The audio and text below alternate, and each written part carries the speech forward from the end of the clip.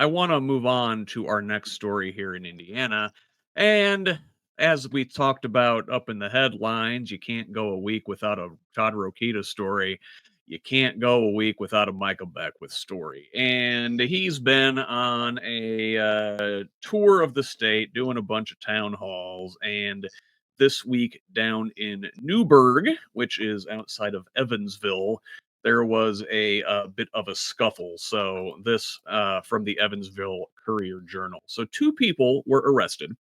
One of them, a woman tackled by a Warwick County Sheriff's Office deputy during a town hall event hosted by Lieutenant Governor Micah Beckwith in Newburgh on Wednesday night.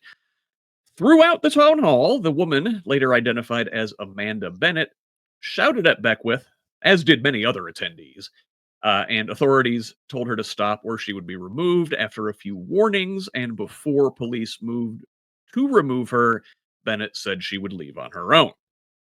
So, a person waiting at the mic for their turn to ask a question was set to restart when a commotion erupted from near the exit. A deputy had tackled Bennett to the ground, and attendees were making their way over to gather around. So, Bennett, who is seen in pictures with a sheriff's deputy lying on top of her with her, face pushed to the ground, Bennett was charged with felony battery. In addition to the battery charge, she also faces one misdemeanor count of resisting law enforcement and two misdemeanor counts of disorderly conduct. Also arrested was Matthew Ike, charged with resisting law enforcement and two counts of disorderly conduct, all misdemeanors. They were released on bail Thursday. So now here's where this gets even more political. So, according to Warwick County Sheriff's Office Sergeant Thomas Roll's sworn account, the surveillance footage also showed Democratic candidate for House District 64, Kelly Moore, striking Deputy Dan Bullock. That's the deputy who had pinned down Bennett. So, Roll wrote that he was requesting Moore also be charged with battery on law enforcement, though as of Thursday afternoon, she did not have a criminal case. Moore was not arrested at the scene. She hadn't been taken into custody or charged. On Wednesday, the Courier and Press, and excuse me, I mislabeled them as the Courier Journal. That's a different newspaper in the state. They later witnessed a different Warwick County Sheriff's deputy apologizing to Moore outside for raising his voice at her. Riley, there's a lot there. Do you want to weigh in?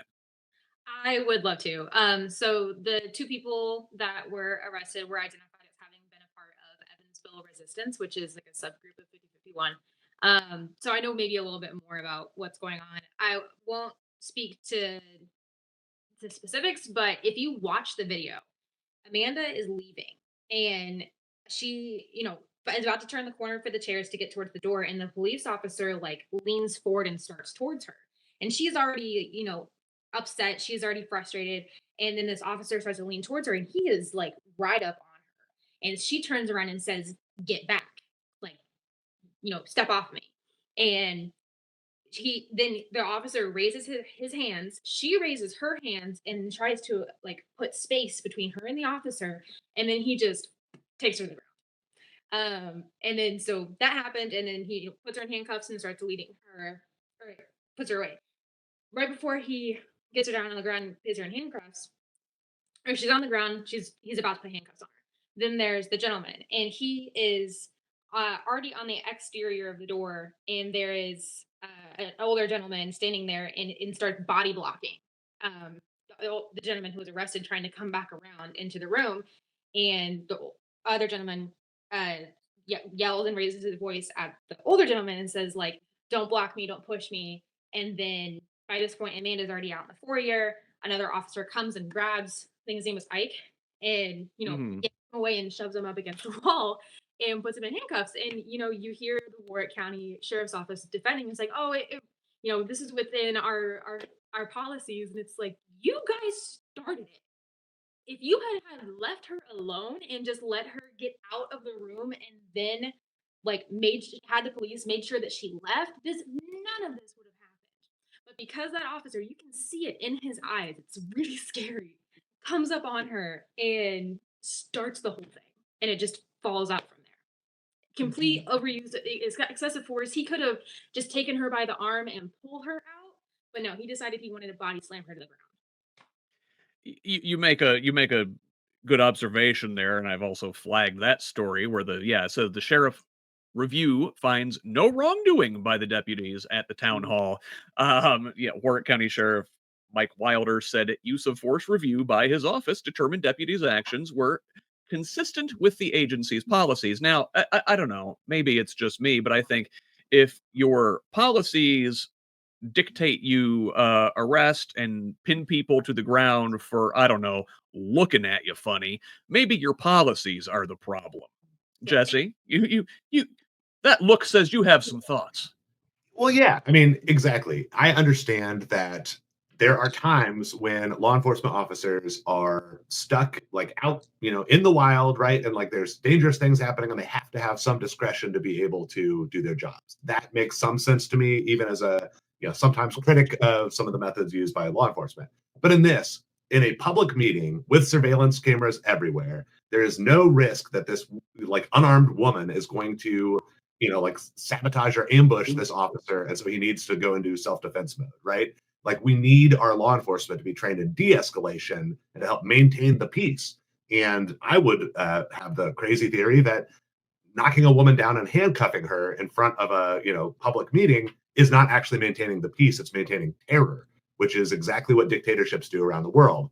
Not saying that the Warwick County Sheriff's Office is a terrorist dictatorship, but I'm saying that this is how we slide in that direction as a county, as a city, as a country, right, at every level. So just think it's it might be true that generally speaking your orders allow you to react in the way you do up to and including, but I guarantee you it doesn't say you have to do that.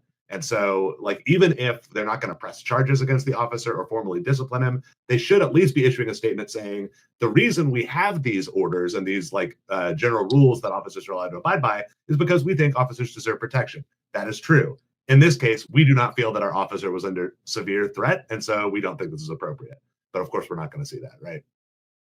You there's a lot there, and I think you hit on the theme of today's show, which is, this stuff is all sort of downstream from the larger cultural milieu in which, authoritarianism and authoritarian tactics are becoming more and more acceptable. Yeah. Leslie, Micah Beckwith said the next day that he's going to continue to go on his tour of the state, do all these town halls. I think he really likes the attention that comes with these. Mhm. They always draw a Yeah. crowd of folks who are angry because, I mean, let's be honest, Micah Beckwith sucks out loud. But should we what should people do? Should we keep going to these things? Should folks deprive him of the attention he seeks? Yeah. Or are these a good opportunity to point out his bastardry? I don't know what's the best way to handle these things going forward. Yeah, I don't know. Maybe a protest outside and nobody going inside because narcissists crave attention. I mean, that's what they're all doing it for. They want attention, attention, attention. Any attention is good attention. He's a smarmy, smug, personality who should not be handed the levers of power. He's not somebody who's got true leadership and governing characteristics. And yeah, I don't know, maybe we have made our point. We know how we stand, and they say deny narcissists attention. That's what they're seeking. Just don't give it to them. They feed on that. I mean, it feeds their dopamine receptors, and he's not going to modify. But if nobody came and it was empty and people started mocking him and laughing at him, that would do it. Narcissists don't like to be laughed at. They don't like to be made fun of. It's a psychological makeup that seriously deserves more attention. And we really are, as many mental health professionals say, we're in a mental health crisis. It's something I talked about when I was campaigning. And we are where we are because people with dark triad personalities have been manipulating the system and rising to power. And, the good people have struggled because in a true democracy, those people wouldn't have power. They would be getting help, and people would recognize that they're not capable and they're not the kind of people who are going to give the people what the people want.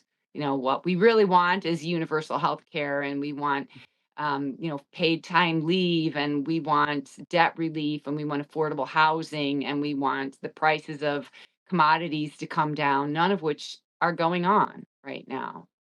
So, yeah. Yeah, I tend to agree with your thoughts there, and boy, I got to tell you, as much as Beckwith begs for a punch in the face, please don't. I encourage people not to punch Micah Beckwith in the face.